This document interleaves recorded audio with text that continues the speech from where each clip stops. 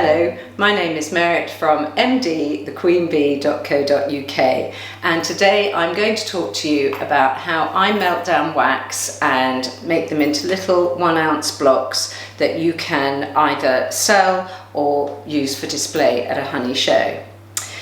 Before I do that, just a little bit about the honeybee. A honeybee produces her own wax, and she does that from some glands. She has 8 glands underneath her abdomen from which she produces the wax, and they come out in tiny little transparent flakes of wax, no bigger than the trimmings off a child's fingernail. And it gets its colour from the pollen and the propolis that the honeybee collects, and also its wonderful aroma from the pollen and the propolis and the nectar. And a good honeybee wax candle will smell of honey. So how do I do this? What do I need to do this? Well, firstly, when I take my wax, for example, this piece here, which obviously has already been taken off from the wax cappings or any excess wax that I get during my hive inspections, and I melt it all down, and then I strain it into these lovely milk cartons. Or this is an orange carton, and I do that because then when it's all dried out, you can just tear these off and the wax comes away really easily and looks like that, and then you can stack them up and it's easy to store. So we're going to strain it again to make sure it's even purer than that. So you'll need a carton or some sort of receptacle to pour the wax into. I use nappy liners, comme ça, and I will fold that in half, and then I'll put it in there, and then I've got a rubber band here somewhere, and I'll put that round to secure it. You need a saucepan with water in the bottom and a nice can to put your wax into. You need a hammer to break it down into chunks like that to melt, and then a lovely tray. And these are specially made for beeswax, 1 ounce pieces. They even say beeswax at the bottom. I have fairy liquid, and I just really the tiniest bit I go around here, so just to make sure it doesn't stick. And I think, what else do you need? Oh, an oven that will be on at about 50, just over 50 degrees.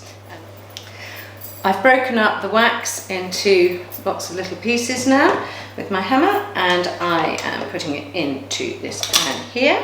It won't take very long to melt, and I'm going to place it in this saucepan with the simmering water. And we'll just leave that to simmer away. Don't waste anything that honeybees give you. They've worked so hard for it, so we'll put that in there as well. And I'll see you when that's all melted. So my wax has almost melted. It doesn't take long at all. So it's gently simmering away there, and I thought I'd just tell you a little facts about beeswax candles versus paraffin or soya wax candles. The beeswax candles, obviously they're organic and they burn brighter than paraffin or soy wax candles, and of course don't release any harmful substances into the air. And even a soya wax candle will have a small amount of paraffin in it, so if you can, always buy a beeswax candle. Anyway, I think my wax has now melted, so on to the next stage. So the wax is almost melted, it doesn't take long, and whilst that's been happening, I've been preparing these moulds with the detergent to ensure that when I do pour it onto there, it doesn't stick when it's dried, and it's easier to get out. And when they're all done, I just put them into the oven. It's not, I've got tin foil at the bottom here, just in case it spills. And I'll just leave them in there for a few minutes, so that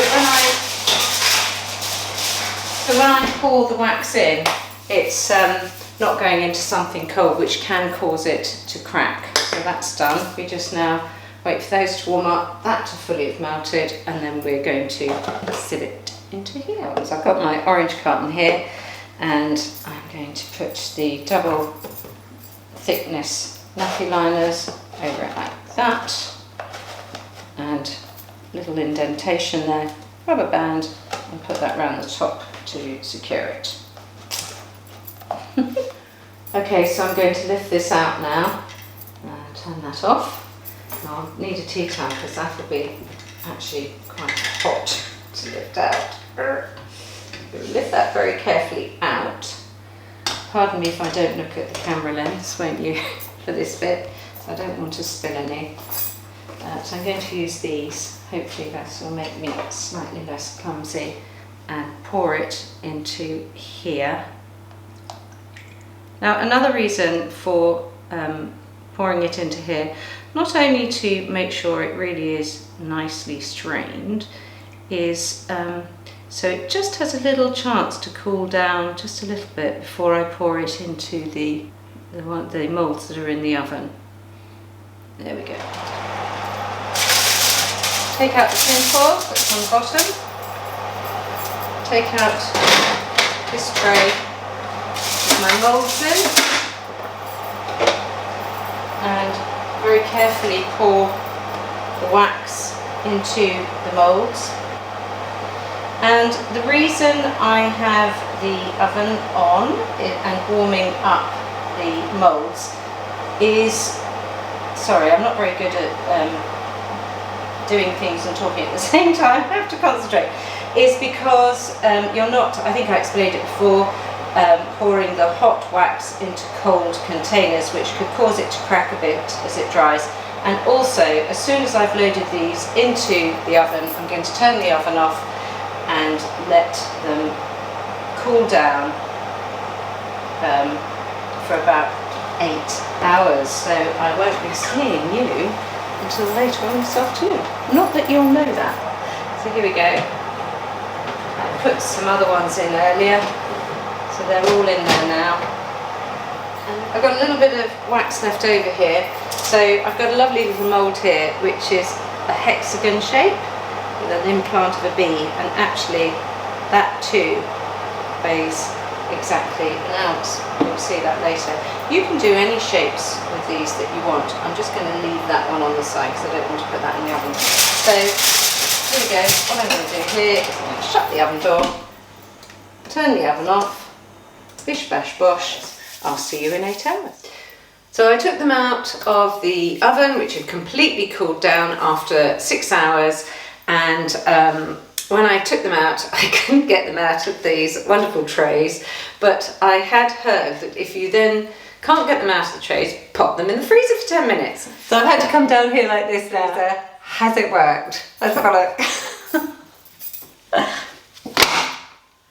I don't know why I banged it down like that. This really is like a cookery thing. Has it worked? Oh my goodness! That really did work.